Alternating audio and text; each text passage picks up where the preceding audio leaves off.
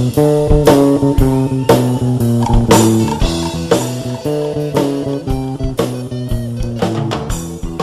we go. We're on. Oh, I'm on camera. Yes, you're on camera. Oh, wow. Okay. Hi. Hi, how are you? Hi, I'm good, thank you. How are you? Excellent, excellent. Much better on this side of the camera, I'm sure. It's always this side. That's a lot harder. I'll do my best. I'm sure you'll do great. Okay. So tell me, could you tell me a little bit more about your background and what you do now? Sure. So I've been in and out of corporate social responsibility, sustainability and innovation for about 10 years now.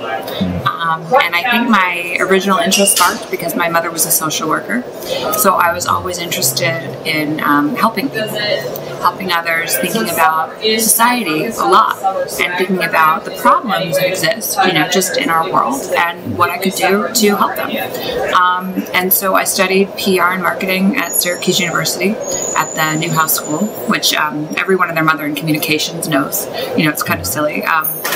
But it's a great, great school. And I went from there to working at the General Electric Foundation. And I did their internal and external media relations for GE in the community. And so after doing that for some time, I wasn't really sure the corporate environment was for me. And so I moved to New York and I was trying different things, and I was 23 years old. And so I moved around in some different industries. I've been an actress since I was 4 years old. So I love storytelling.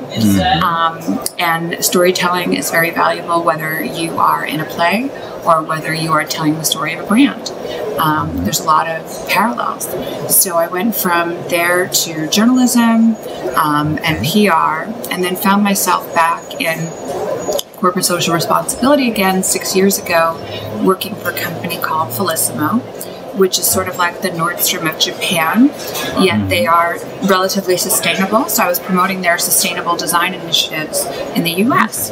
And I met a friend, Jenny Nevin, who became my partner in Green Spaces. We were working on a networking group together called Green Leaders Global, where we brought together different people in sustainability, and just the most amazing connections and synergies would happen when we would get together so often. So we thought, wouldn't it be just amazing to work from the same space? And from there, the idea for Green Spaces was born.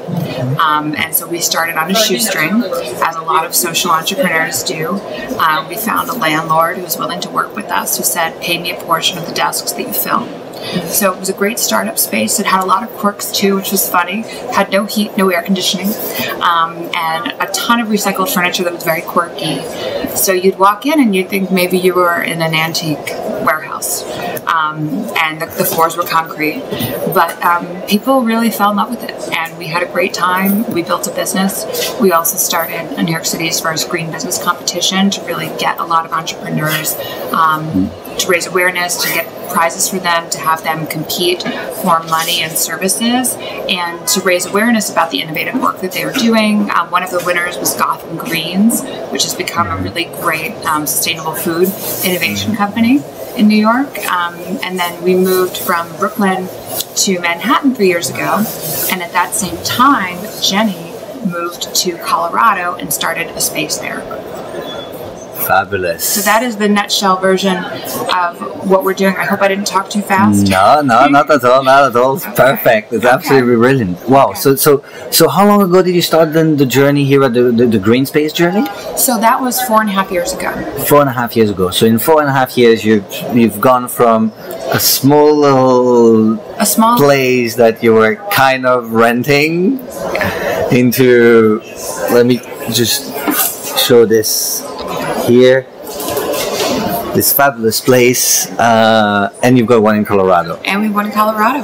So what's been the key to that success? What's been the key to that growth?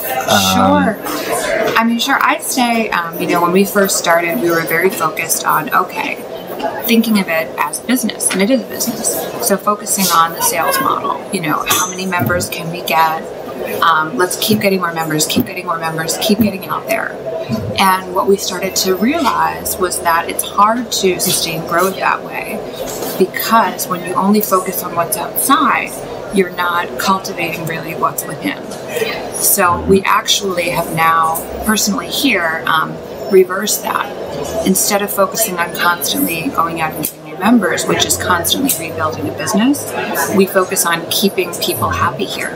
So your best new customer is your current customer. And by having really happy people here, anyone new who comes in sees that, wants to be a part of it. People talk about it, they tell their friends about it. By sort of letting go of that bottom line, it's helped the bottom line. Very interesting. So you're saying that you're now doing less sales efforts and less effort to try to go out there and get new business. We're focusing on community cultivation and really bringing value to the people who are here. That's very interesting. But so you do say that you do still operate very much like a business in terms of you are a business, right? Yeah. And so we have found that providing the best work environment and creating a family-like atmosphere has attracted more and more to the business, and now we are at capacity. And so now it's time to find another space. We were just featured in a local popular business journal called Cranes, and so now I'm getting a lot of calls from real estate developers who are offering to fund more spaces. Fabulous. And that's just, again, another opportunity that's come to us. So by creating something organic and whole and real, you attract journalists and writers who want to write about you, and then other people who want to fund you by doing absolutely no outreach myself. That's fantastic. Yeah. And so how do you bridge the business side of things with the social purpose and your mission and what you really want to do to change the world? Because that's where it started, really, isn't it? Absolutely. So we do some outreach by telling the stories of our members here to the media, and we find that brings value in really getting the word out and getting the word out about them. So again, the more value we can bring by bringing in media relations, we have our own blog on Forbes.com in the entrepreneur section, so every week blogging about the community activities that are happening here. We also have an events model where we are constantly bringing in community organizations so that they can host events here. We become like a center for what is happening in the sustainability community in New York, so that constantly people know we're a resource and they come to us when they need a space. Does that answer your question? Did I miss something? I think so. Yeah, I think so. And so I guess the last little question I'll ask is going back to, because you said that your journey really started with your mom doing social work. Yes. What's the next bit of social activity you're going to be doing, or how do you feel that you've connected back with that initial objective? Because you've gone through quite a few cycles, from what I understand. Yes. So how do you feel that connection, and maybe what's next afterwards? Sure. So part of the way I love to help people, and my own love, has been to connect people. When I learn someone is looking to connect with another business individual, whether they need a marketing person or a PR person or legal help, I'm constantly thinking, okay, what is this person like? Who would they get along with? And making that sort of curated connection. But that is tough to scale. And because it requires a lot of individual attention, and it also is it's a nice value add that I can do for people here, but in itself, that's not something you necessarily go to a store and you buy. So I thought of a new product idea, which is going to be launching October 1st for Social Innovation Week.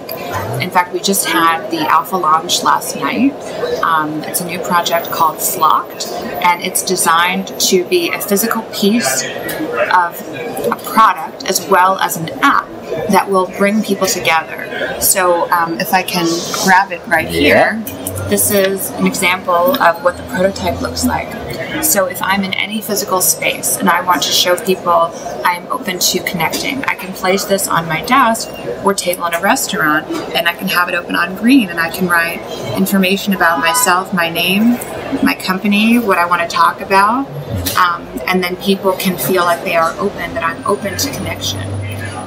If I say have to go to the bathroom and want to come back later, I might tilt it on that part. Or if I'm super, super busy and I don't want to talk to anyone, I put it on this color. it's a symbol of productivity, but it will also have a gaming function of like when I want to be productive versus when I want to play. And so that's a really great way for people to signal to each other and connect openly and connect by subject and interest whenever they are anywhere. And we think it'll be very useful. Restaurants, cafes, airports, when people are traveling, they want to meet people. We're just designing what the app will look like now as well. Fabulous. And so where will people be able to find this? What's the address? You can go to flocked.com. That's FLOCKD.com. There's a alpha site up right now. Fantastic. And it's going to be launched then in October. October 1st. Fabulous. Thank you so much. Sure. So I guess I do have one last question. Sure. For people who are trying to make money from doing goods, whether they're setting up their own social enterprises or they're trying to turn the businesses that they're working into a more social enterprise kind of organization, what would be your number one advice? I've seen a lot of people in this space doing amazing work, but I would say two things which are very related, which is one, make sure you have a viable business model. Make sure that what you have set out for yourself is realistic and achievable, because it is very tough to do well in this sector. And I think that that's changing, and I think people are going to have an easier time going forward as the economy gets better and as there's more and more buy-in. And I would also say, in a tough economy, which we've been now in the past few years, it's really important to make sure that you're bringing real, solid, tangible value, and make sure that you have a great defining value proposition, something that people probably can't live without or shouldn't. For example, we have an amazing network and ability to connect people, yet we're also providing something very tangible that's a necessity, which is space to work. Everyone needs a space to work. So if we can provide that, and that's something else that's new and special, we can take a traditional real estate model, which is a viable, proven business model, and make it into a social enterprise. I'm with you, 100%. Thank you so much. Sure. Thank you for taking the time. Sure.